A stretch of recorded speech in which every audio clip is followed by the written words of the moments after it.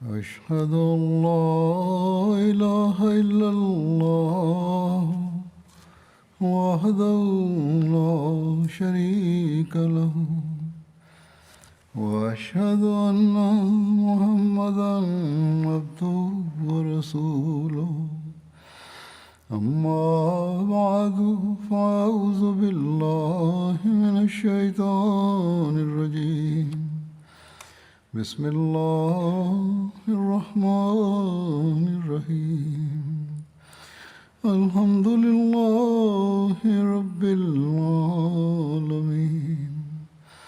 الرحمن الرحيم مالك يوم الدين إياك نعبد وإياك نستعين اهدنا الصراط المستقيم صراط الذين أنعمت عليهم غير المغضوب عليهم ولا الضالين.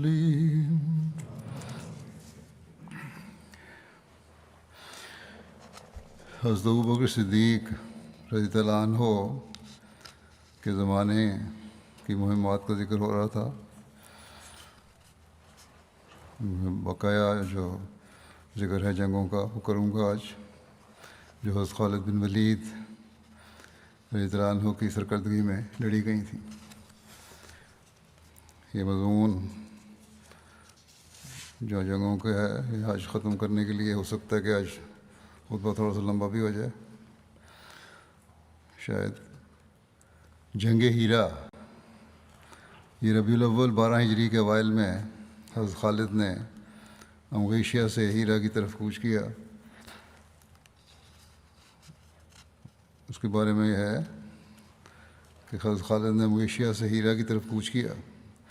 دریائے فرات کے قریب ہیرا عیسائی عربوں کا قدیم مرکز تھا، اور اس وقت ہیرا کا حاکم ایک ایرانی تھا.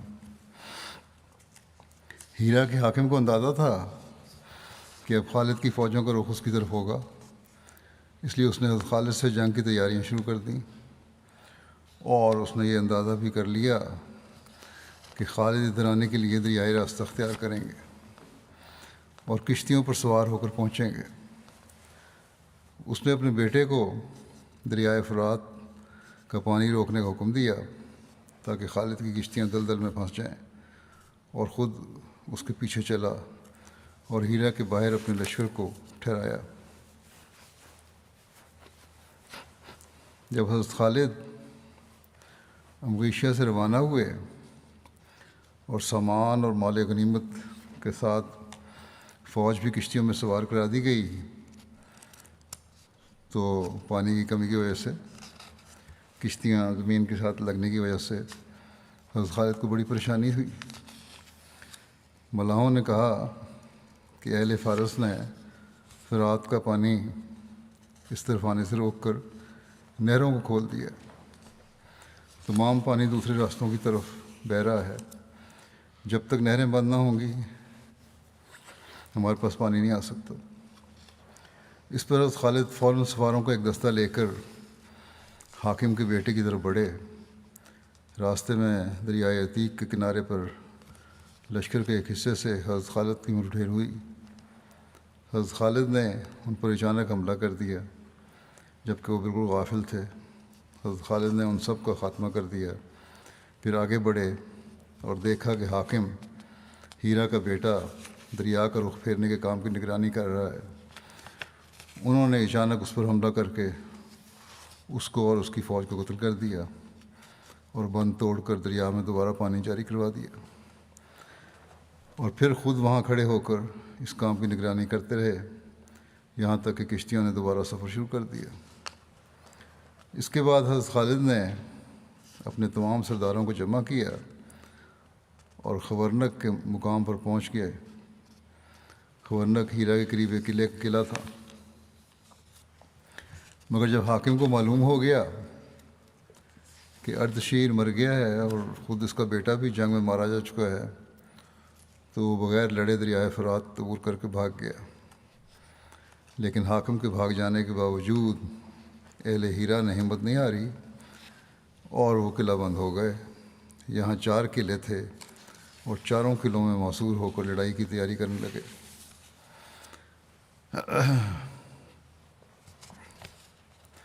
لکھا ہے کہ حضرت خالد بن ولید نے قلعوں کا محاصرہ مندرجہ ذیل طریقے سے کیا۔ زرار بن ازبر قصر ابیض کے محاصرہ کے لیے مقرر ہوئے۔ اس میں ایاس بن قبیصہ طائی پناہ گزین تھا۔ زرار بن خطاب قصر عدسیین کے محاصرہ کے لیے مقرر ہوئے۔ اس میں عدی بن عدی پناہ گزین تھا۔ زرار بن مقرن قصر بنی مازن کے محاصرہ کے لیے مقرر ہوئے۔ اس میں ابن اکال پناہ گزین تھا۔ مثنیٰ بن حارثہ قصر ابن مقیلہ کے محاصرہ کے لیے مقرر ہوئے۔ اس میں عمر بن عبد المسیح پناہ گزین تھا۔ حضرت خالد نے اپنے امراء کے نام یہ فرمان جاری کیا کہ وہ پہلے ان لوگوں کو اسلام کی دعوت دیں، اگر وہ اسلام قبول کر لیں تو ان کے اسلام کو مان لیں، اور اگر وہ انکار کریں تو انہیں 1 دن کی مہلت دیں، اور انہیں حکم دیں کہ دشمن کو موقع نہ دیں، اور انہیں حکم دیا کہ دشمن کو موقع نہ دیں بلکہ ان سے قتال کریں، اور مسلمانوں کو دشمن سے قتال کرنے سے نہ روکیں۔ دشمن نے مقابلہ آرائی کو اختیار کیا اور مسلمانوں پر پتھر برسانے شروع کر دیے۔ مسلمانوں نے ان پر تیروں کی بارش کی اور ان پر ٹوٹ پڑے اور محلات اور قلعوں کو فتح کر لیا۔ پادریوں نے آواز لگائی، یہاں جو پادری موجود تھے، کہ اے محل والو، ہمیں تمہارے سوا کوئی قتل نہ کرنے پائے۔ ان کو جوش دلانے کی کوشش کی۔ محل والوں نے آواز دی، اے عربو، ہم نے تمہاری 3 شرطوں میں سے ایک کو قبول کر لیا ہے، لہذا تم رک جاؤ۔ وہاں جب انہوں نے دیکھا کہ عرب غالب آ رہے ہیں مسلمان، تو انہوں نے قلعے شرطوں پر کھولنے کا خیال ظاہر کیا۔ ان محلات کے سردار باہر نکلے۔ پھر حضرت خالد نے ان محل والوں سے الگ الگ ملاقات کی اور ان کے اس فعل پر ملامت کی، اور ملامت کرتے ہوئے فرمایا کہ تم پر افسوس، تم نے اپنے آپ کو کیا سمجھ کر ہم سے مقابلہ کیا؟ اگر تم عرب ہو تو کس وجہ سے تم اپنے ہی ہم قوم لوگوں کا مقابلہ کرنے پر آمادہ ہو گئے؟ اور اگر تم عجمی ہو تو کیا تمہارا خیال ہے کہ تم ایک ایسی قوم کے مقابلے میں جیت جاؤ گے جو عدل و انصاف میں نظیر نہیں رکھتی؟ سرداروں نے جزیہ دینے کا اقرار کر لیا۔ خالد کو امید تھی کہ ہم قوم ہونے کی وجہ سے یہ عراقی عرب ضرور اسلام قبول کر لیں گے، لیکن انہیں بے حد تعجب ہوا جب انہوں نے بدستور عیسائی رہنے پر اصرار کیا۔ بہرحال حضرت خالد نے اہل ہیرا اور مسلمانوں کے درمیان ہونے والا معاہدہ لکھا، جو یہ تھا: بسم اللہ الرحمن الرحیم۔ یہ وہ معاہدہ ہے جو خالد بن ولید نے عدی بن عدی، عمر بن عدی، عمر بن عبد المسیح، ایاس بن قبیصہ اور ہیری بن اکال سے کیا ہے۔ یہ اہل ہیرا کے سردار ہیں اور ہیرا والے اس معاہدے پر راضی ہیں، اور انہوں نے انہیں حکم دیا ان سے 1,90,000 درہم پر معاہدہ کیا ہے، جو ہر سال ان سے ان کی حفاظت کے عوض وصول کیا جائے گا، یعنی مقامی لوگوں کی حفاظت کے لیے یہ جزیہ وصول کیا جائے گا، جو دنیاوی مال و متاع ان کے قبضے میں ہے، خواہ وہ راہب ہوں یا پادری۔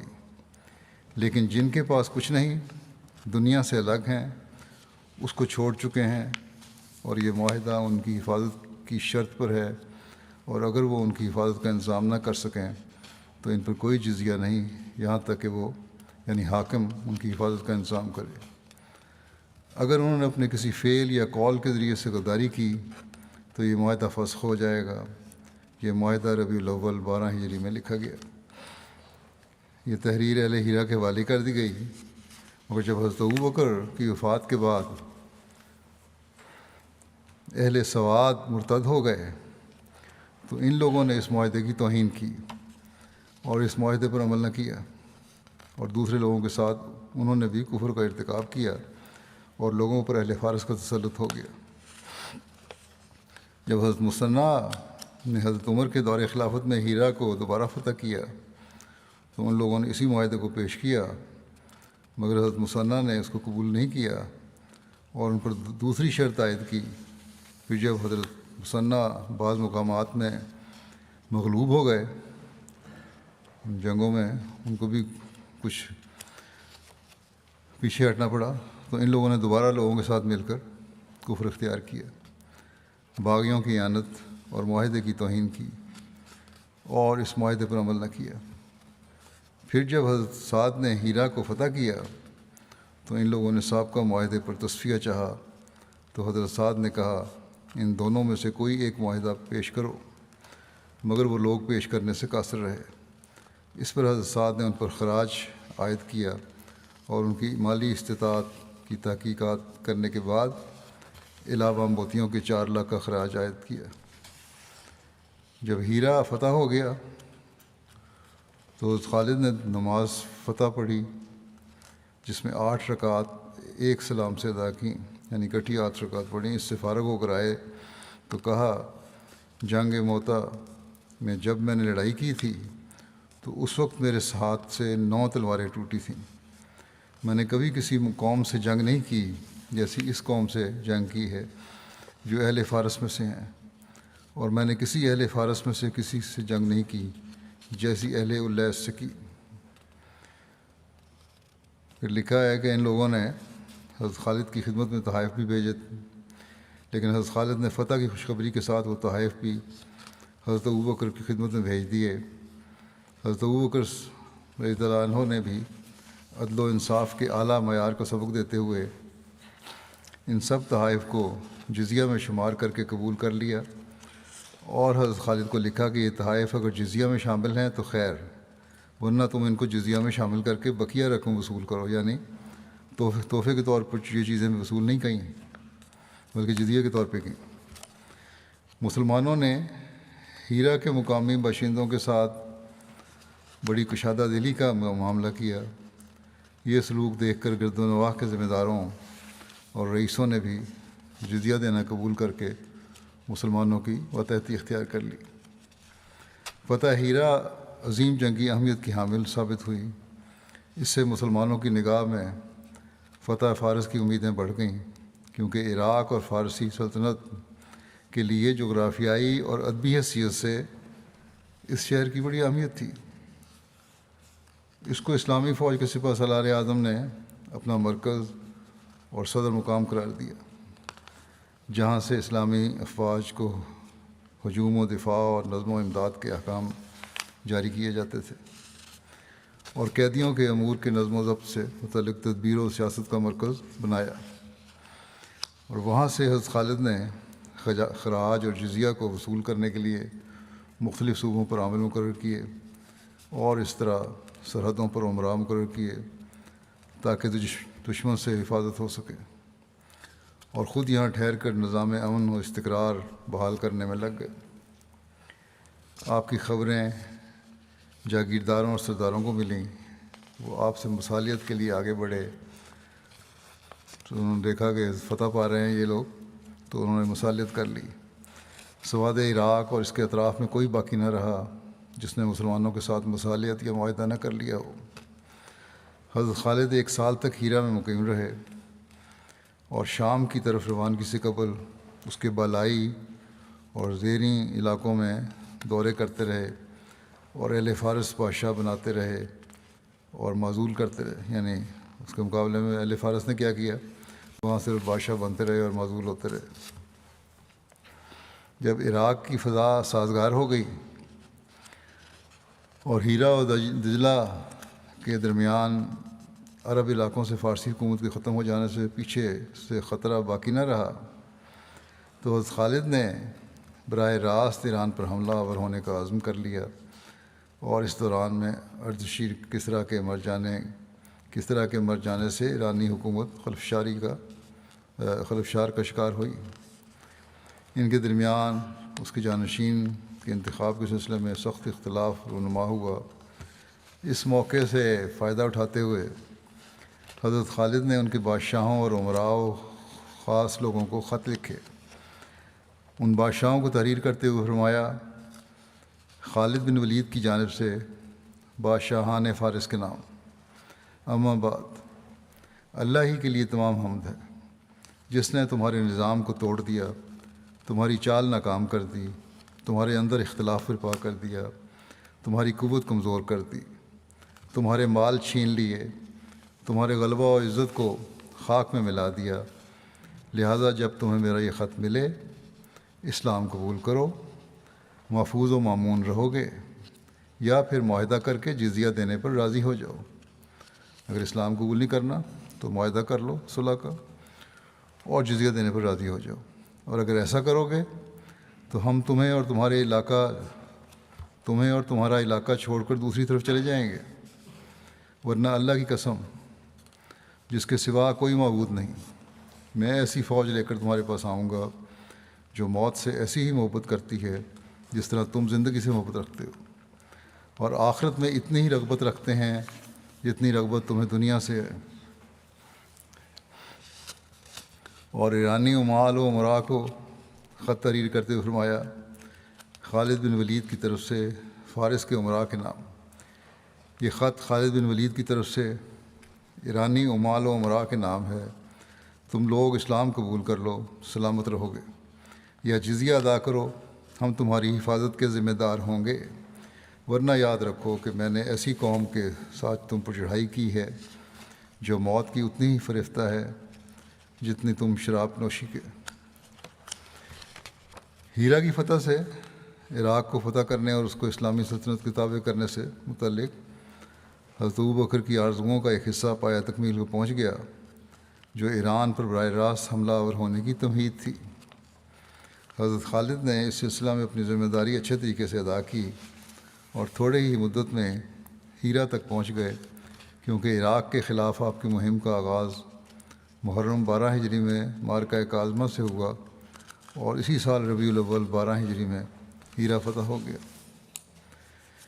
پھر اس کے بعد جنگ انبار یا ذات العیون کا ذکر ہے جو 12 ہجری میں ہوئی۔ ایرانی فوج ہیرا کے بالکل قریب انبار اور عین التمر میں خیمہ زنہ ہو چکی تھی۔ انبار بھی بلخ کے قریب ایک شہر ہے۔ اس کی انبار کی وجہ تسمیہ جو ہے اس میں لکھا ہے کہ عربی زبان میں انبار غلہ و سامان رکھنے کی کوٹری کو کہتے ہیں، اور اس شہر کو انبار اس لیے کہا جاتا تھا کہ وہاں کھانے پینے کی چیزیں بکثرت موجود تھیں۔ عین التمر انبار کے قریب کوفہ کے مغرب میں واقع ایک شہر ہے۔ لکھا ہے کہ اسلامی فوج کو ان مقامات میں ایرانی فوج کی موجودگی سے سخت خطرہ پیدا ہو چکا تھا۔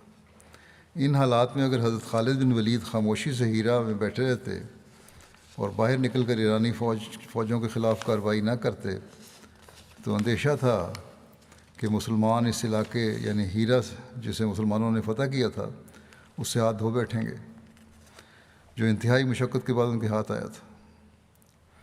چنانچہ حضرت خالد بن ولید نے فوج کو تیار ہونے کو حکم دیا۔ ہیرا اور اس کے گرد و نواح میں جب حالات قابو میں آ گئے اور امن بحال ہو گیا تو حضرت خالد نے ہیرا پر حضرت قعقاع بن عمرو تمیمی کو اپنا نائب مقرر کر کے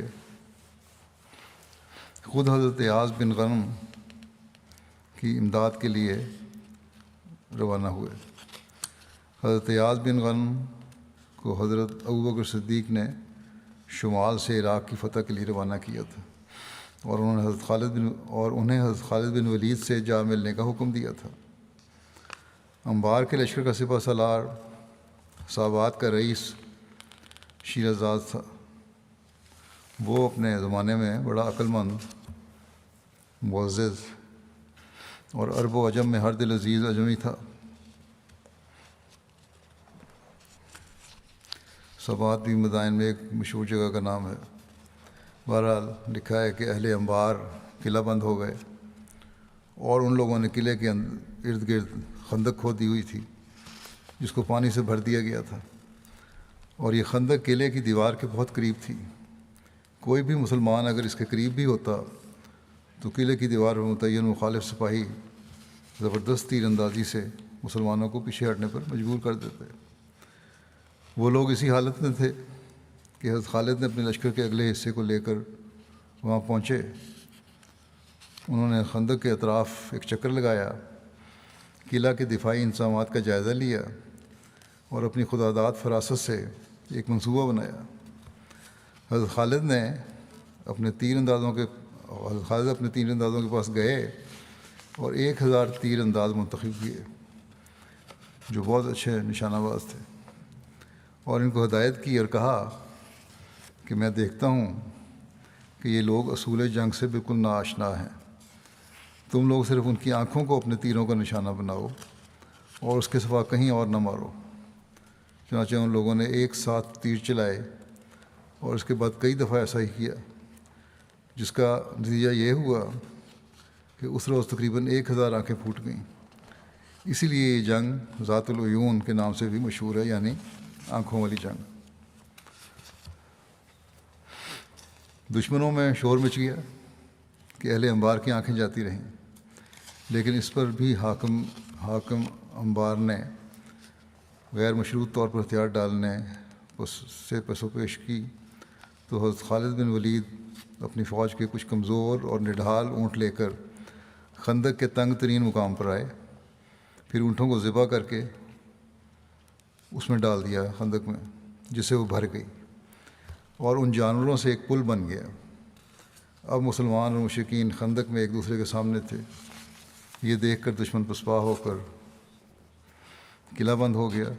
چنانچہ حاکم انبار شیرازاد نے پھر حضرت خالد بن ولید سے صلح کے لیے مراسلت کی اور درخواست کی کہ مجھ کو سواروں کے ایک دستے کے ساتھ، جن کے ساتھ سامان وغیرہ کچھ نہ ہو، یہاں سے نکلنے اور اپنے ٹھکانے پر پہنچنے کی اجازت دی جائے۔ حضرت خالد بن ولید نے اس کو منظور کر لیا۔ یہاں یہ بات بھی قابل توجہ ہے کہ جو مورخ اور سیرت نگار حضرت خالد پر یہ الزام لگاتے ہیں کہ حضرت خالد وحشت و بربریت کا بازار گرم رکھتے تھے اور قتل و غارت گری کیے جاتے تھے، ان کے لیے قابل غور ہے کہ سخت ترین جنگ کرنے اور بار بار صلح کی پیشکش کو بھی قبول نہ کرنے کے باوجود اس پر غلبہ پا لیا دشمن پہ، اور اس نے جب یہاں سے جانے کی اجازت مانگی تو پھر 3 دن کا سامان رسد ساتھ لے کر جانے کی اجازت بھی دے دی اور کسی قسم کا تعرض نہیں کیا۔ بس یہ اس بات کی دلیل ہے کہ آپ پر یہ الزام ہے کہ آپ ظلم کیا کرتے تھے۔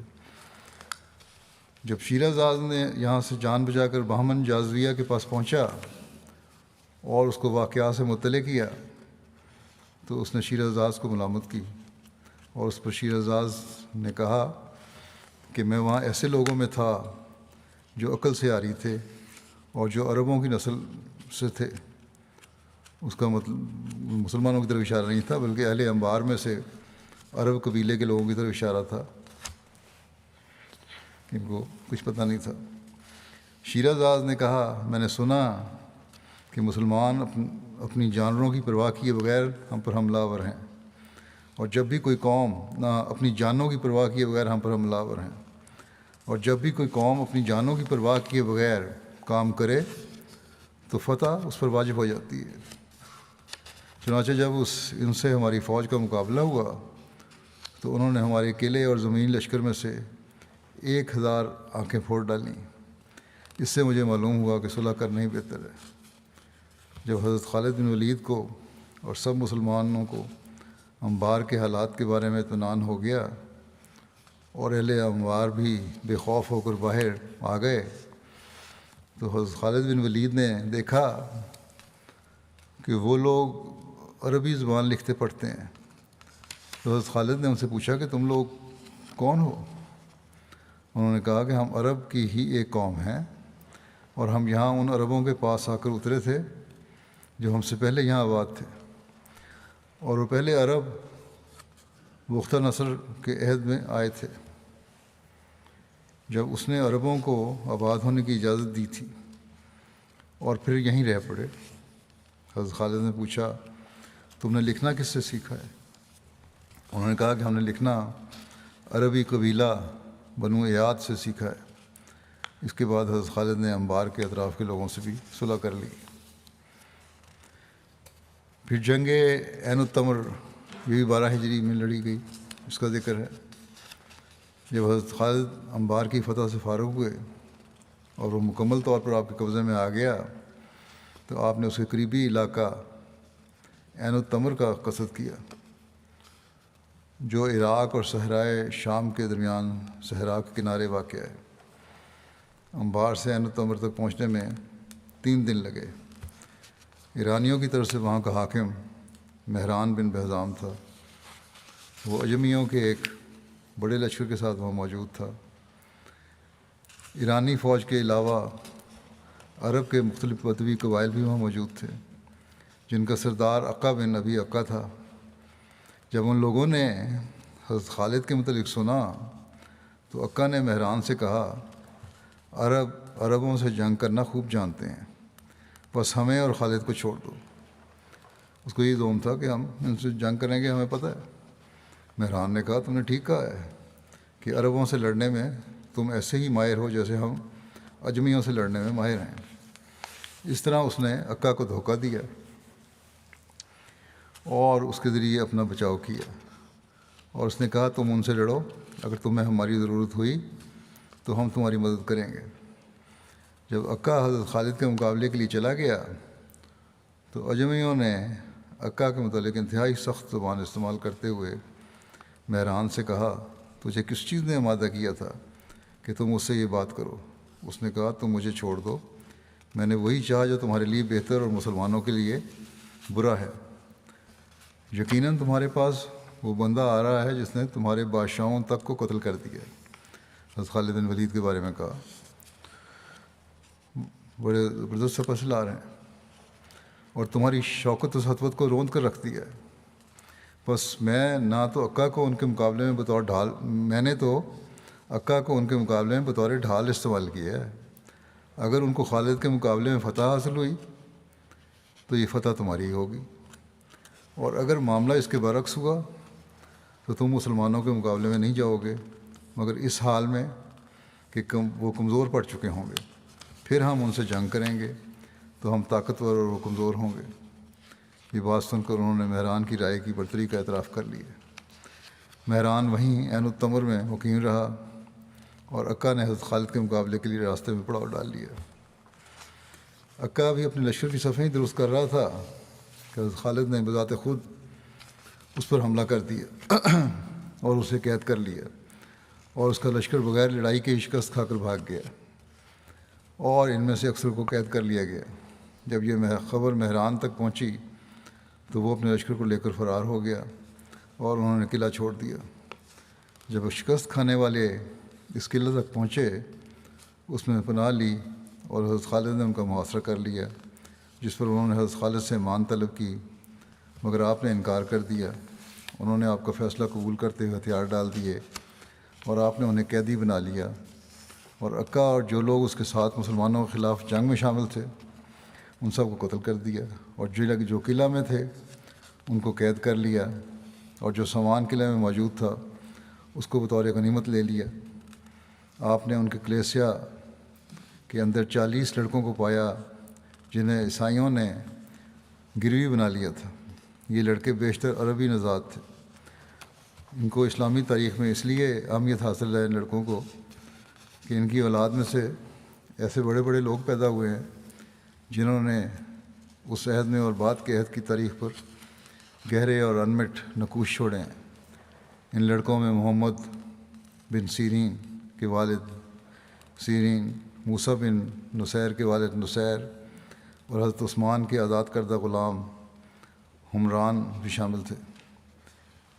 سیرین عراق کے رہنے والے تھے، معرکہ عین التمر میں قیدی ہوئے اور حضرت انس بن مالک کے غلام بنے۔ وہ بہت بڑے صناع تھے، انہوں نے حضرت انس سے مکاتبت کرتے ہوئے آزادی حاصل کر لی تھی۔ ان کے بیٹے کا نام محمد بن سیرین تھا جو مشہور تابعی تھے اور تفسیر اور حدیث اور فقہ اور تعبیر الرؤیا وغیرہ فنون میں امام تھے. یہ محمد بن سیرین ان کے بیٹے تھے جو جنگ میں قیدی بنائے گئے تھے اور پھر بعد میں آزادی لے لی انہوں نے. پھر نصیر تھے، یہ موسیٰ بن نصیر کے والد تھے. یہ بنو امیہ کے قیدیوں میں سے تھے. بنو امیہ کے کسی شخص نے انہیں آزاد کروایا تھا. یہ اپنے بیٹے موسیٰ کی وجہ سے شہرت رکھتے ہیں. موسیٰ بن نصیر نے شمالی افریقہ میں شہرت پائی اور طارق بن زیاد کے ساتھ مل کر اسپین میں اسلامی حکومت قائم کرنے میں بہت بڑا کردار ادا کیا تھا. پھر حمران بن ابان بھی معرکہ عین التمر کے قیدیوں میں سے تھے. یہ یہود میں سے تھے. انہوں نے اسلام قبول کر لیا تھا. حضرت عثمان نے انہیں آزاد کروا دیا. حضرت عثمان کا خاص قرب پانے والے تھے. 41 ہجری میں یہ کچھ عرصے کے لیے بصرہ کے حاکم بنے اور بعد میں بنو امیہ کی حکومت میں بڑا نام پیدا کیا. حضرت خالد نے فتح کی خوشخبری اور خمس حضرت ابوبکر کی خدمت میں بھیج دیا. انبار اور عین التمر کی فتح کے بعد خالد نے ولید بن عقبہ کو خمس دے کر فتح کی خوشخبری کے ساتھ حضرت ابوبکر کی خدمت میں بھیجا. انہوں نے مدینہ پہنچ کر انہیں تمام حالات سے آگاہ کیا اور بتایا کہ خالد نے ان کے احکام نظر انداز کرتے ہوئے ہیرا اس لیے چھوڑا اور انبار اور عین التمر پر اس لیے چڑھائی کی کہ انہیں ہیرا میں قیام کیے ہوئے پورا 1 سال ہو گیا تھا. حضرت ابوبکر نے ہدایت دی تھی وہاں انتظار کرنا ہیرا میں، لیکن بہرحال انہوں نے یہ کیا، اسی کو بہتر سمجھا ان حالات میں. اور 1 سال پورا، اور ایاز کا کچھ پتہ نہ تھا کہ وہ کب دومت الجندل سے فارغ ہو کر خالد کی مدد کے لیے ہیرا پہنچتے ہیں. دیر ہو گئی تھی، ایاز وہاں پہنچ نہیں رہے تھے. حضرت ابوبکر بھی ایاز کی سست روی سے تنگ آ چکے تھے اور ان کا خیال تھا کہ وہ مسلمانوں کے حوصلے پست کر رہے ہیں. اگر دشمن کو خالد کے ان کارناموں کی اطلاعات ملتی رہتیں جو انہوں نے عراق میں انجام دیے تو یقیناً وہ ایاز کی کمزوری سے فائدہ اٹھا کر مسلمانوں کو سخت زخم پہنچاتے. پھر جنگ دومت الجندل، یہ بھی 12 ہجری کی ہے. دومت الجندل دمشق سے 5 راتوں اور مدینہ سے 15 راتوں کی مسافت پر ایک شہر ہے، یعنی اس زمانے کے جو سفر کے ذرائع تھے اس کے مطابق. شام کا یہ شہر مدینہ کے سب سے زیادہ قریب ہے. حضرت ایاز بن غنم جنہیں حضرت ابوبکر نے دوما کی طرف بھیجا تھا، انہیں طویل مدت تک دشمن کی طرف سے مزاحمت کا سامنا کرنا پڑا، اس لیے وہ حضرت خالد سے نہ مل سکے. جب حضرت خالد نے ولید بن عقبہ کو عین التمر کی فتح کی خبر دے کر حضرت ابوبکر کی خدمت میں روانہ کیا تو حضرت ابوبکر کو ایاز کے بارے میں پریشانی ہوئی، چنانچہ آپ نے ولید بن عقبہ کو ایاز کی مدد کے لیے بھیج دیا. جب ولید بن عقبہ حضرت ایاز کے پاس پہنچے تو دیکھا کہ حضرت ایاز نے دشمن کو گھیر رکھا ہے اور دشمن نے انہیں گھیر رکھا ہے اور ان کا راستہ بھی روک رکھا ہے. ولید بن عقبہ نے حضرت ایاز سے کہا کہ بعض اوقات فوج کی کثرت تعداد کے مقابلے میں ایک عقل کی بات زیادہ کارگر ہوتی ہے. آپ حضرت خالد بن ولید کے پاس قاصد بھیجیے اور ان سے مدد طلب کیجیے. حضرت ایاز کے لیے ولید کی بات ماننے کے سوا کوئی چارہ نہ تھا، کیونکہ انہیں دومت الجندل پہنچے ہوئے سال بھر ہو چکا تھا اور ابھی تک فتح کی کوئی شکل نہ نظر آتی تھی. حضرت ایاز نے ایسا ہی کیا. جب ان کا قاصد مدد طلب کرنے کے لیے حضرت خالد کے پاس پہنچا تو اس وقت عین التمر فتح ہو چکا تھا. انہوں نے حضرت ایاز کے نام ایک مختصر خط دے کر قاصد کو فوراً واپس کر دیا کہ ان کی پریشانی کچھ کم ہو جائے. خط میں لکھا تھا کہ تھوڑا ٹھہریں، سواریاں آپ کے پاس پہنچ رہی ہیں جن پر شیر سوار ہوں گے اور تلواریں چمک رہی ہوں گی اور لشکر فوج در فوج پہنچ رہے ہوں گے. پھر حضرت خالد بن ولید کی دومت الجندل روانگی کے بارے میں آتا ہے کہ جب حضرت خالد عین التمر کی فتح سے فارغ ہوئے تو اس میں اویم بن کاہل اسلمی کو نگران مقرر کیا اور خود اپنی فوج کو جو عین التمر میں تھی لے کر دومت الجندل کی طرف روانہ ہوئے. 300 میل کا یہ فاصلہ حضرت خالد بن ولید نے 10 روز سے بھی کم عرصے میں طے کیا۔ اہل دوما کو حضرت خالد کے آنے کی اطلاع ملی تو انہوں نے اپنے حلیف قبائل سے مدد طلب کی۔ یہ قبائل اپنے ساتھ کئی اور قبائل کو ملا کر دومۃ الجندل پہنچے، اور ان کی تعداد اس وقت سے کئی گنا زیادہ تھی جب 1 سال قبل حضرت یاد ان کی سرکوبی کے لیے پہنچے تھے۔ دومۃ الجندل کی فوج 2 بڑے حصوں میں منقسم تھی۔ فوج کے 2 سردار تھے، ایک عقیدر بن عبد الملک اور دوسرا جودی بن ربیہ۔ جب ان کو خالد کی آمد کی اطلاع ملی تو ان میں اختلاف پیدا ہو گیا۔ عقیدر نے کہا کہ میں نے خالد کو خوب جانتا ہوں، اس سے بڑھ کر کوئی شخص اقبال مند نہیں ہے، اور نہ اس سے زیادہ کوئی جنگ میں تیز ہے۔ جو قوم خالد سے مقابلہ کرتی ہے، خواہ وہ تعداد میں کم ہو یا زیادہ، ضرور شکست پاتی ہے۔ تم لوگ میرے مشورے پر عمل کرو اور ان لوگوں سے صلح کر لو۔ مگر انہوں نے اس کا انکار کر دیا۔ اس پر عقیدر نے کہا میں خالد کے ساتھ لڑنے میں تمہارا ساتھ نہیں دے سکتا، تم جانو اور تمہارا کام جانے۔ یہ کہہ کر وہاں سے چل دیا۔ اس کی اطلاع حضرت خالد کو ہو گئی۔ انہوں نے اس کا راستہ روکنے کے لیے عاصم بن عمر کو بھیجا۔ صلح کے لیے راضی نہیں ہوا تو بلکہ وہاں سے چھوڑ کے چلا گیا، آدمی علاقے کی طرف جا رہا تھا۔ عاصم نے عقیدر کو جا پکڑا۔ اس نے کہا تم مجھے اپنے امیر خالد کے پاس لے چلو۔ جب وہ حضرت خالد کے سامنے پیش کیا گیا تو انہوں نے عقیدر کو قتل کروا دیا اور اس کے تمام سامان پر قبضہ کر لیا۔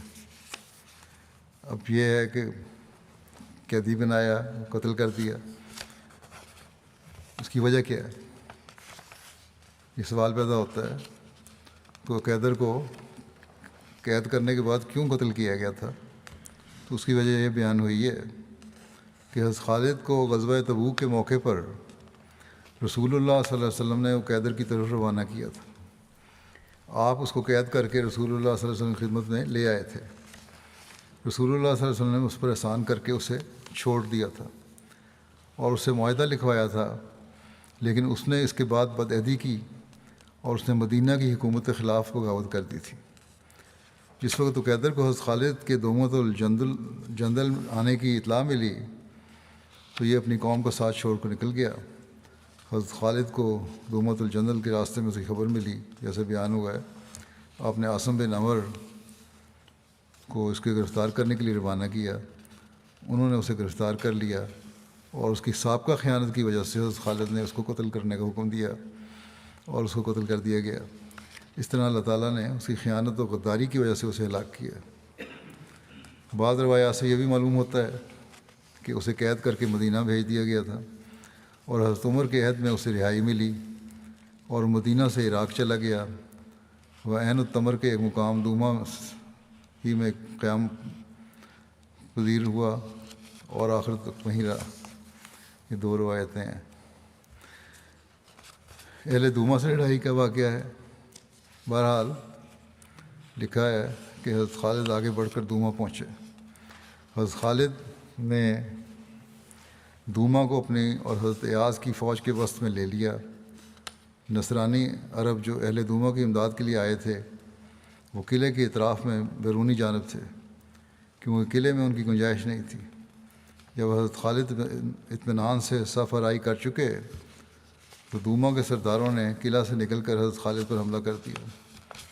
دونوں فریقوں میں گھمسان کی جنگ ہوئی۔ بالآخر حضرت خالد اور حضرت ایاز نے اپنے مد مقابل کو شکست دی۔ حضرت خالد نے ایک سردار جودی اور حضرت اقرا بن حابس نے ودیہ کو گرفتار کر لیا جو قبیلہ کلب کا سردار تھا۔ باقی لوگ پسپا ہو کر قلعہ بند ہو گئے، مگر قلعے میں کافی گنجائش نہیں تھی۔ جب قلعہ بھر گیا تو اندر والوں نے بہت سے لوگوں کو باہر چھوڑ کر قلعے کا دروازہ بند کر لیا، جس کی وجہ سے باہر کے لوگ حیران و پریشان پھرنے لگے۔ عاصم بن عمر نے کہا اے بنو تمیم، اپنے حلیف قبیلہ کلب کی مدد کرو اور ان کو پناہ دو، کیونکہ تمہیں ان کی امداد کا ایک ایسا موقع پھر کبھی نہیں ملے گا۔ یہ سن کر بنو تمیم نے ان کی مدد کی۔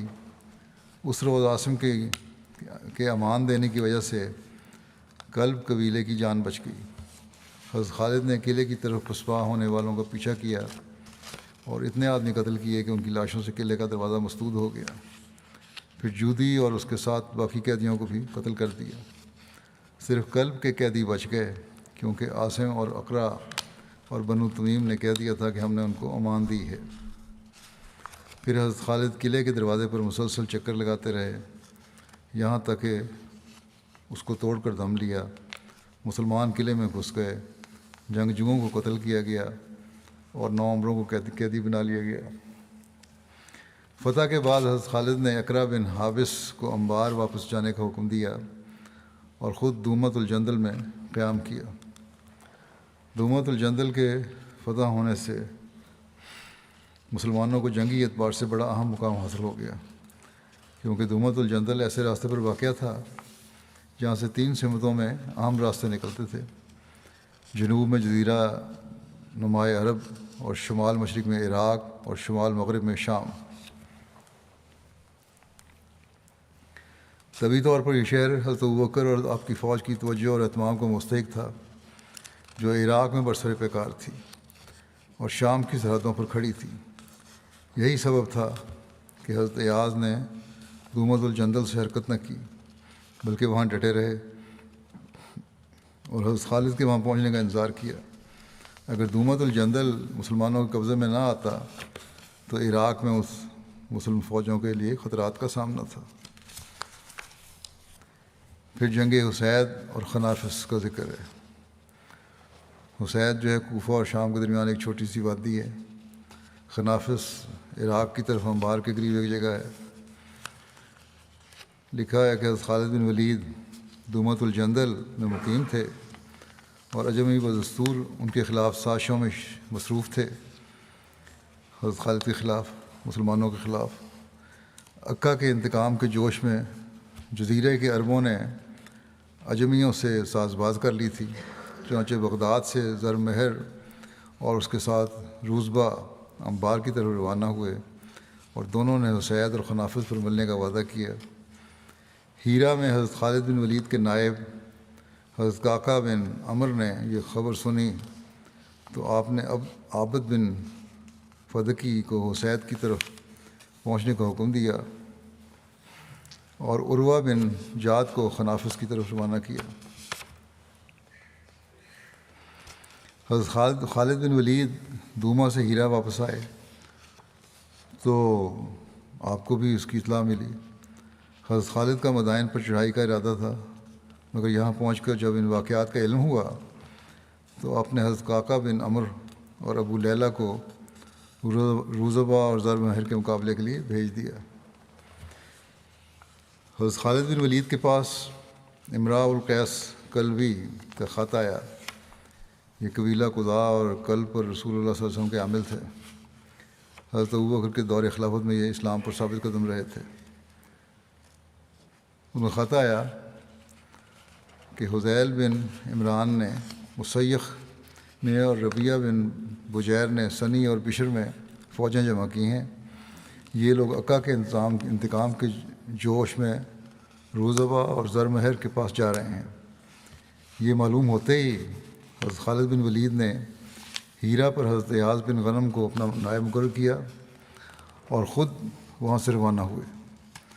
آپ نے خنافس جانے کے لیے وہی راستہ اختیار کیا جس سے قاقا اور ابو لیلہ گئے تھے۔ آپ عین التمر میں ان دونوں سے مل گئے۔ یہاں آ کر آپ نے حضرت کاکا اور کاکا کو امیر فوج بنایا اور ان کو حسید کی طرف روانہ کیا اور ابو لیلہ کو خنافس کی طرف بھیجا اور ان دونوں کو حکم دیا کہ دشمنوں اور ان کے بھڑکانے والوں کو گھیر کر ایک جگہ جمع کرو، اور اگر وہ جمع نہ ہوں تو اسی حالت میں ان پر حملہ کر دو۔ حضرت کاکا نے جب دیکھا کہ زرمہر اور روزبہ کوئی حرکت نہیں کر رہے تو انہوں نے حسید کی طرف پیش قدمی کی۔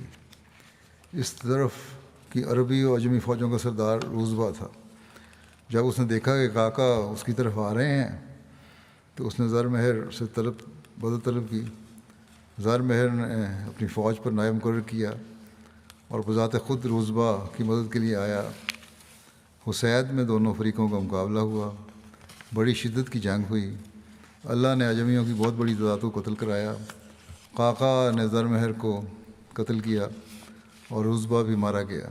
اس جنگ میں کثیر مال غنیمت مسلمانوں کے ہاتھ آیا۔ حسید کے بھاگے ہوئے لوگ خنافس میں جا کر جمع ہو گئے۔ جنگ خنافس کے بارے میں لکھا ہے کہ ابو لیلہ اپنی فوج اور جو کمک ان کے پاس آئی تھی ان کو لے کر خنافس کی طرف نکلے۔ حسید کا شکست خوردہ لشکر زرمہر کے نائب کے پاس پہنچا۔ جب اس کو مسلمانوں کی آمد کی خبر ہوئی تو وہ خنافس چھوڑ کر سب کے ساتھ مسیخ بھاگ گیا۔ وہاں کا افسر حذیل تھا۔ خنافس کی فتح کے لیے ابو لیلہ کو کچھ دشواری پیش نہ آئی۔ ان تمام فتوحات کی اطلاع حضرت خالد بن ولید کی خدمت میں بھیج دی گئی۔ جنگ مسیخ حضرت خالد بن ولید کو اہل حسید اور اہل خنافس کے بھاگنے کی اطلاع ہوئی تو آپ نے حضرت قعقاع، ابو لیلہ، عابد اور عروہ کو ایک خط لکھا جس میں انہوں نے ان کو ایک رات اور ایک وقت مقرر کر کے مسیخ پر ملنے کا وعدہ کیا۔ مسیخ حوران اور قلد کے درمیان واقع ہے۔ حوران بھی دمشق کے قریب ایک وسیع علاقہ ہے جہاں بے شمار بستیاں اور کھیت ہیں۔ حضرت خالد بن ولید عین التمر سے مسیخ روانہ ہوئے اور مقررہ رات کو طے شدہ وقت کے مطابق حضرت خالد بن ولید اور ان کے افسروں نے مسیخ پر ایک دم حملہ کر دیا اور حذیل، اس کی فوج اور تمام پناہ گزینوں پر تین اطراف سے حملہ کر دیا اور حذیل چند لوگوں کے ساتھ جان بچا کر بھاگ گیا۔ اس جنگ کے دوران دو ایسے مسلمان اسلامی فوج کے ہاتھ مارے گئے جو مسیخ میں مقیم تھے اور جن کے پاس حضرت ابوبکر صدیق رضی اللہ عنہ کا عطا کیا ہوا امان نامہ بھی تھا۔ جب حضرت ابوبکر صدیق کو ان کے مارے جانے کی اطلاع ملی تو آپ نے ان کا خون بہا ادا کر دیا۔ حضرت عمر نے اصرار کیا کہ حضرت خالد بن ولید کو ان کے اس فعل کی سزا ملنی چاہیے۔ حضرت عمر بڑے پرجوش تھے کہ کیوں مسلمانوں کو قتل کیا، لیکن حضرت ابوبکر نے فرمایا کہ جو مسلمان دشمن کی سرزمین میں دشمن کے ساتھ قیام پذیر ہوں گے ان کے ساتھ ایسی صورتحال پیدا ہو جانا کوئی بڑی بات نہیں ہے، حسن ہو جاتا ہے۔ تاہم حضرت ابوبکر نے ان کی اولاد کی پرورش اور ان کا خیال رکھنے کی متعلق وصیت بھی فرمائی۔ سنی اور زمیل کا واقعہ۔ زمیل ایک مقام ہے، اس کی ایک نام بشر بھی آتا ہے، یہ سنی مقام کے ساتھ ہے۔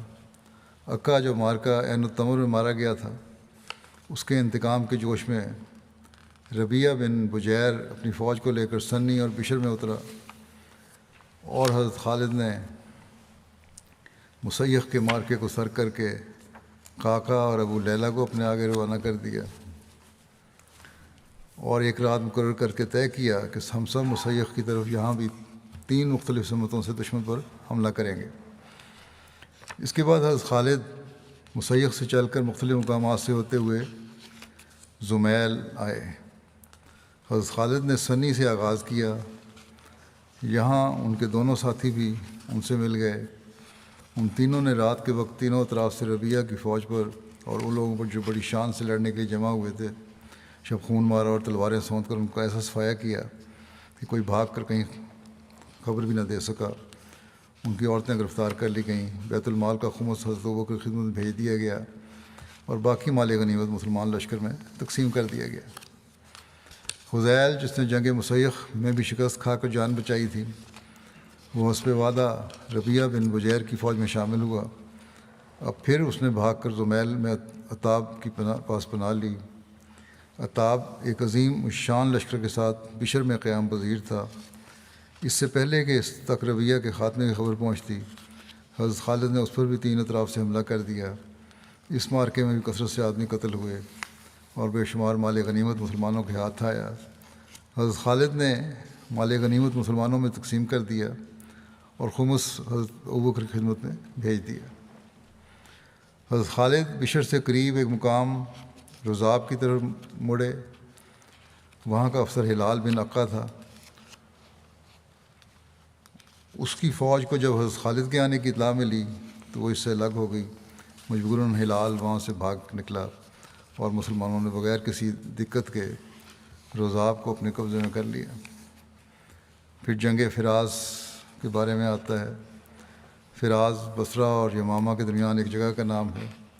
یہاں شام، عراق اور جزیرے کے راستے آ کر ملتے ہیں۔ یہ معرکہ مسلمانوں اور رومیوں کے درمیان ذی قعدہ 12 ہجری میں فراز کے مقام پر ہوا۔ اسی نسبت سے یہ جنگ فراز کے نام سے مشہور ہوئی۔ حضرت خالد بن ولید روزاب پر قبضہ کر کے فراز پہنچے۔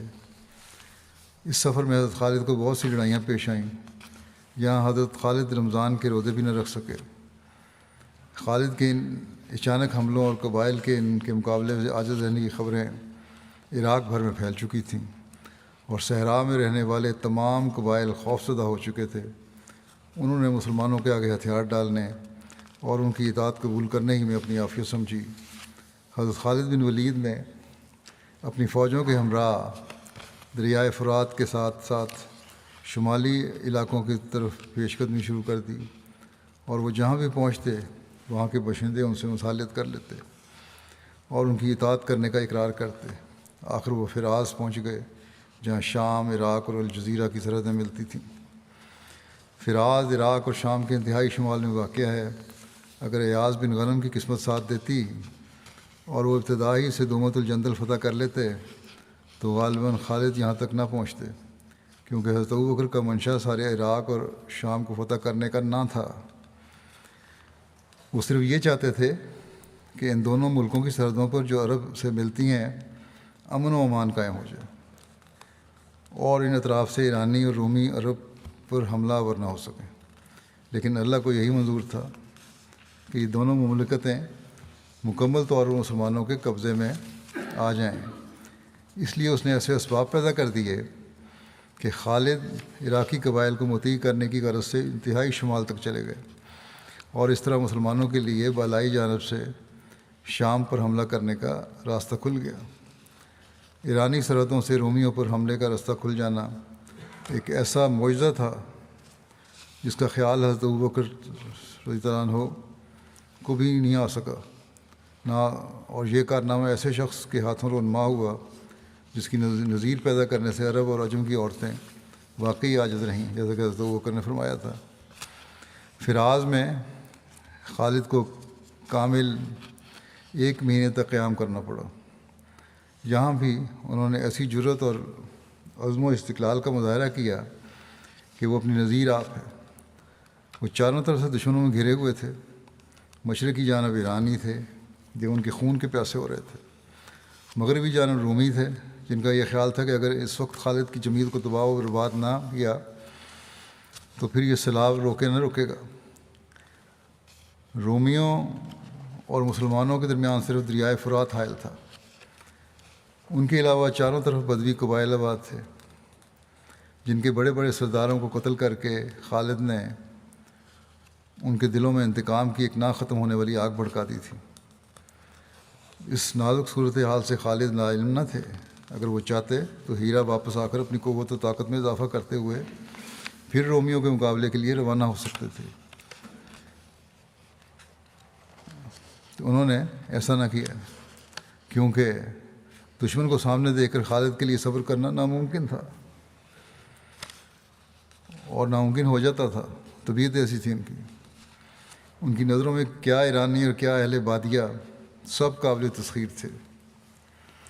ان کی عظیم الشان فوجوں کو وہ نہ پہلے کبھی خاطر میں لائے اور نہ آئندہ خاطر میں لانے کو تیار تھے، اس لیے بڑے اطمینان سے لڑائی کی تیاریوں میں مشغول رہے۔ ادھر رومیوں کو ابھی تک خالد سے واسطہ نہ پڑا تھا اور وہ ان کے حملے کی شدت سے ناواقف تھے۔ جب اسلامی فوجیں فراز میں اکٹھی ہو گئیں اور برابر 1 مہینے تک ان کے سامنے ڈیرے ڈالے پڑی رہیں تو انہیں بہت جوش آیا اور انہوں نے اپنے قریب کی ایرانی چوکیوں سے مدد مانگی۔ ایرانیوں نے بڑی خوشی سے رومیوں کی مدد کی، کیونکہ وہ مسلمانوں نے انہیں ذلیل و رسوا کر دیا تھا اور ان کی شان و شوکت کو تاہ و بالا کر کے ان کا غرور خاک میں ملا دیا تھا۔ ایرانیوں کے علاوہ تغلب، ایاد اور نمر کے عربی اور نسل قبائل نے بھی رومیوں کی پوری مدد کی، کیونکہ وہ اپنے رؤساء اور سربراہ اشخاص کے قتل کے قتل کو بھولے نہیں تھے۔ چنانچہ رومیوں، ایرانیوں اور عربی نسل قبائل کا ایک لشکر، بہت بڑا لشکر، مسلمانوں سے لڑنے کے لیے روانہ ہوا۔ دریائے فرات پر پہنچ کر انہوں نے مسلمانوں کو کہلا بھیجا کہ تم دریا کو عبور کر کے ہماری طرف آؤ گے یا ہم دریا کو عبور کر کے تمہاری طرف آئیں؟ حضرت خالد نے جواب دیا تم ہی ہماری طرف آ جاؤ، تم لڑنے آئے ہو تو ادھر آ جاؤ۔ چنانچہ دشمن کا لشکر دریا عبور کر کے دوسری جانب اترنا شروع ہوا۔ اس دوران میں حضرت خالد بن ولید نے اپنے لشکر کی اچھی طرح اور باقاعدہ صفیں قائم کر کے انہیں دشمن سے لڑنے کے لیے پوری طرح تیار کر دیا۔ جب لڑائی شروع ہونے کا وقت آیا تو رومی لشکر کے سپہ سالار نے فوج کو حکم دیا کہ تمام قبائل علیحدہ علیحدہ ہو جائیں تاکہ معلوم ہو سکے کس گروہ نے زیادہ شاندار کارنامہ انجام دیا۔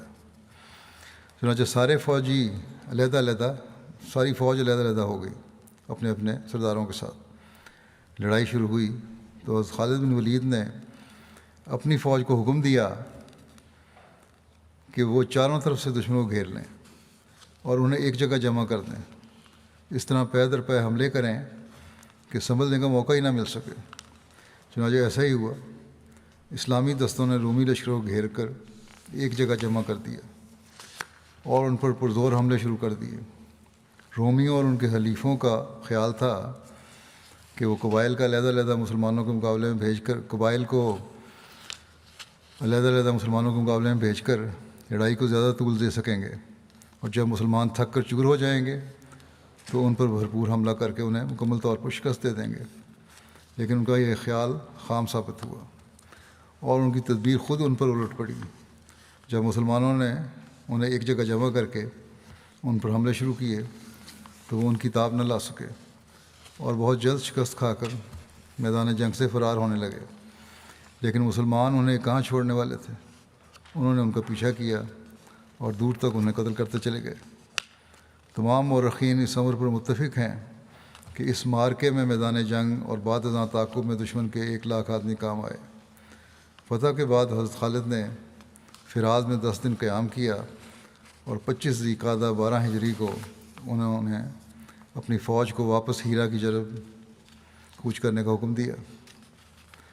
ایک مصنف اس جنگ پر تبصرہ کرتے ہوئے لکھتا ہے کہ مسلمانوں نے حضرت ابوبکر کے عہد خلافت میں پہلی مرتبہ روم و ایران کی دونوں سپر طاقتوں اور ان کے ہم نوا عرب فوجوں کا مقابلہ کیا۔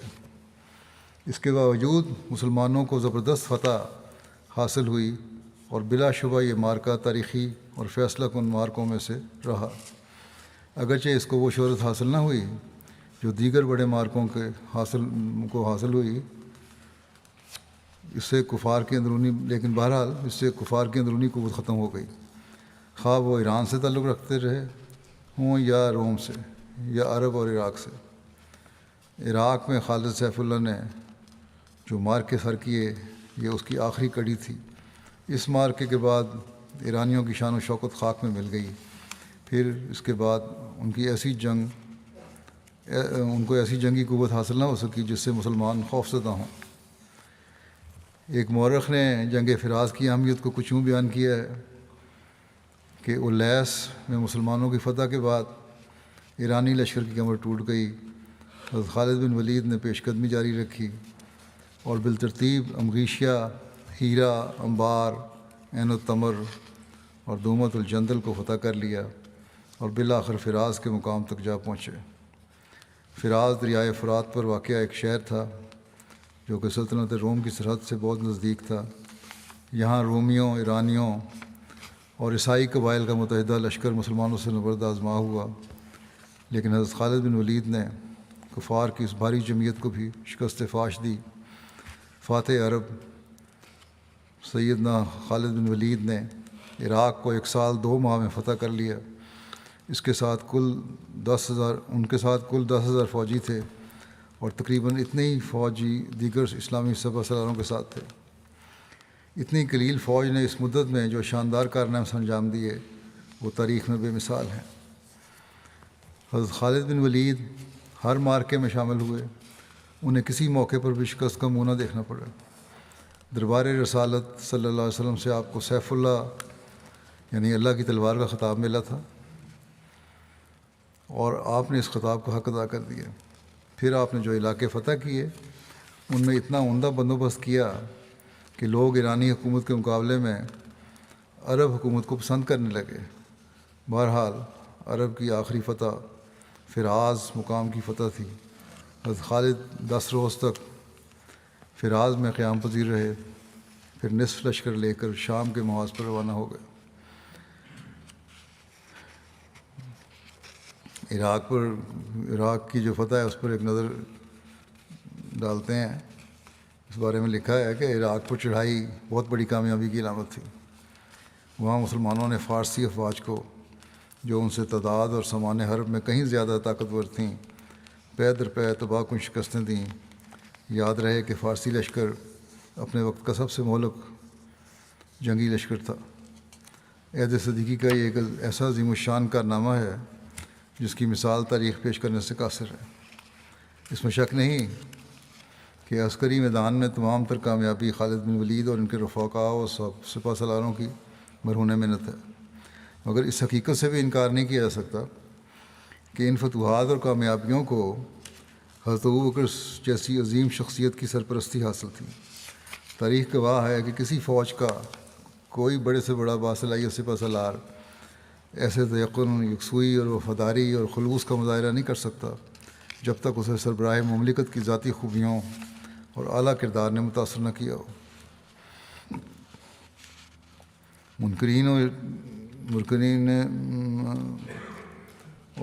منکرین اور ارتداد اور بغاوت کی جنگوں سے لے کر فتح عراق کے تمام مراحل کے دوران جس ذاتی نمونے، حسن انتظام اور استقلال کا مظاہرہ حضرت ابوبکر صدیق نے پیش کیا، اس نے امت مسلمہ کے دلوں کو بڑی سے بڑی قربانی کے لیے گرمائے رکھا۔ جہاں ان کے تمام احکامات اور ہدایات جامعیت اور فہم و فراست سے لبریز تھے، وہاں ان کا ذاتی کردار ان سے کہیں زیادہ ممتاز تھا۔ کوئی رہنما استقلال اور اولو العزمی کا اس سے بڑھ کر ثبوت کیا پیش کر سکتا ہے کہ ابتدا سے انتہا تک کوئی ایسا موقع نظر نہیں آیا جہاں انہوں نے اپنے جاری کردہ احکام اور ضوابط کو ذاتی وقار یا کسی شخصی دباؤ کے سامنے جھک کر تبدیل کیا ہو۔ یہی نہیں بلکہ باصلاحیت ماتحتوں کی کارگزاری کے لیے اعلیٰ معیار کو قائم رکھنے کے لیے اور اثار و قربانی کے جذبے کو فزوں تر کرنے کے لیے جس حسن ظن اور اعتماد کا نمونہ حضرت ابوبکر نے پیش کیا، اس کی مثال ڈھونڈے سے نہیں ملتی۔ کیا کوئی ماتحت ایسے رہنما کے احکام کو اپنی جامہ پہنانے میں کوئی کسر اٹھا رکھے گا جو بذات خود اپنے رہنما کے ارشادات و فرمودات اور اقدار کی خاطر انتہائی وفاداری اور بے دریغ قربانی پیش کرنے کا زندہ نمونہ ہو؟ جیسے کہ صدیق اکبر رضی اللہ عنہ خود تھے۔ سیدنا حضرت خالد کی عسکری قابلیت بجا طور پر ان کو دنیا کے عظیم سپہ سالاروں کی صف میں لا کر کھڑا کر دیتی ہے۔ اپنے مخالفین کے مقابلے میں جن حکمت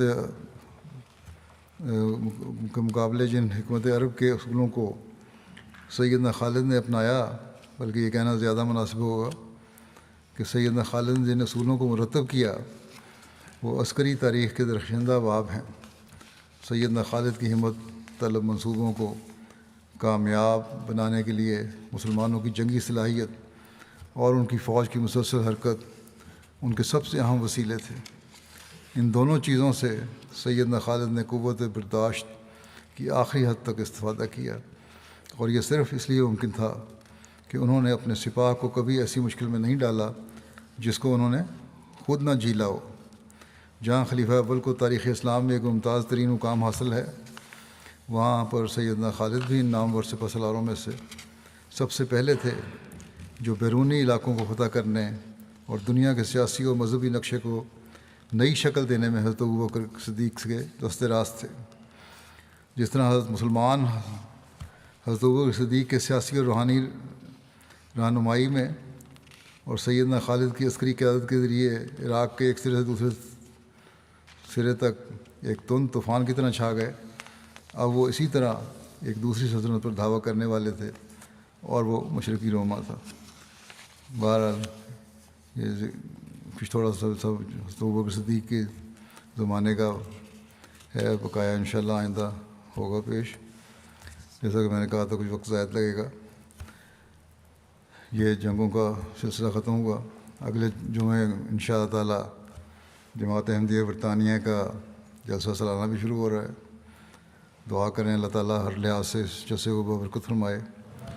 شامل ہونے والے جو آ رہے ہیں وہ بھی، ان کا سفر بھی خیریت سے ہو، خیریت سے آئیں شامل ہونے کے لیے۔ جو ڈیوٹی دینے والے ہیں ان کے لیے بھی دعا کریں، اللہ تعالیٰ ان کو اپنے فرائض ادا کرنے کا صحیح طرح توفیق عطا فرمائے۔ اور کیونکہ 2 سال کے وقفے کے بعد بڑا جلسہ ہو رہا ہے، 3 سال کے بلکہ پچھلے سال ہوا تھا لیکن چھوٹے پیمانے پر، تو مکمل طور پر بڑا جلسہ اب ہو رہا ہے، اس لیے بعض دقتیں بھی ہوں گی۔ اللہ تعالیٰ جو بھی انتظامی دقتیں ہیں یا جو بھی دقتیں کسی صورت میں پیدا ہو سکتی ہیں ان کو دور فرمائے۔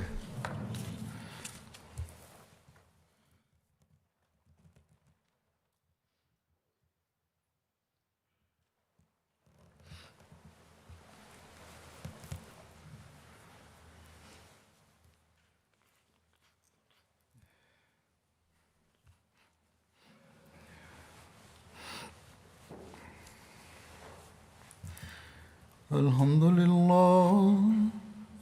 لله نحمده ونستعينه ونستغفره ونؤمن به ونتوكل عليه ونعوذ بالله من شرور أنفسنا ومن سيئات أعمالنا من يهده الله فلا مضل له ومن يضلل فلا هادي له ونشهد أن لا إله إلا الله ونشهد أن محمدا عبده ورسوله عباد الله رحمكم الله